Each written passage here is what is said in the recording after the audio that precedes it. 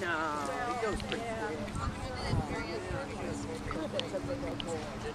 Yeah, it was, you were out there for a long time doing that walkthrough. Did you pass?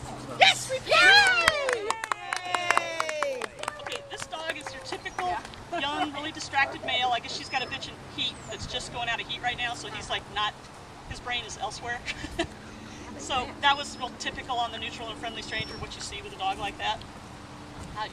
Had mild interest in the people, but he had no avoidance to the people. I mean, he was willing to kind of side to them, turn his butt to them. He wasn't worried about the people. He just would rather sniff than interact. The initial can rattle, once again, his brain was elsewhere. He kind of heard it, but he really didn't care too much. But the second he went around and there was an actual visual thing to focus on, he got a little more excited. He did a pretty strong can investigation, just, like when he came around, oh, can, and so he's pretty strong in that area.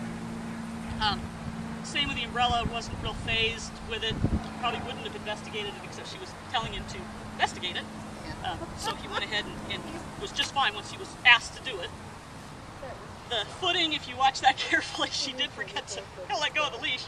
But in those cases, when the dog is obviously not trying to get off the footing, we'll check the handler error box, but it doesn't affect the dog's passing. If the dog had been straining to get off and the handler wasn't letting it go, then they probably wouldn't pass. Okay? This dog was not having a problem with the footing, she's used to holding him because he's always pulling. He's an untrained dog in the sense he's never seen an agitator before, so this is kind of typical, what you'll see for nice, mild approach behavior.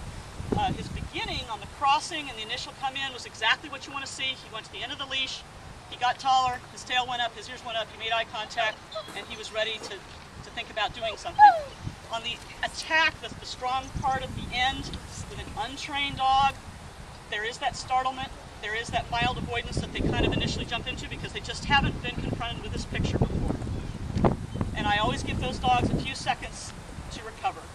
I don't know how well an angle you guys have, but like when he backed up, he was not, some avoidant dogs will back up to the owner and literally like put their butt on their knees in their comfort zone.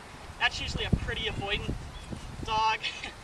Her dog actually recovered to the point where he was perfectly willing to stay out. He had some mild avoidance still going on. His tail was not up as high as it had been. His ears were a little folded. I mean, he was still in mild avoidance, but he was more approach than avoidant when he recovered. So this is the kind of dog, and he's a young dog. So, with age or any kind of training, the dog would be much stronger. But yeah, so he passed today. He gave more approach than avoidance in that, which is what we want to see. Of course, he had no problems afterwards turning off the. Yeah, I saw that. He immediately went into play. I saw him try to bribe you too. Yeah. That's true. Thanks, Lynn.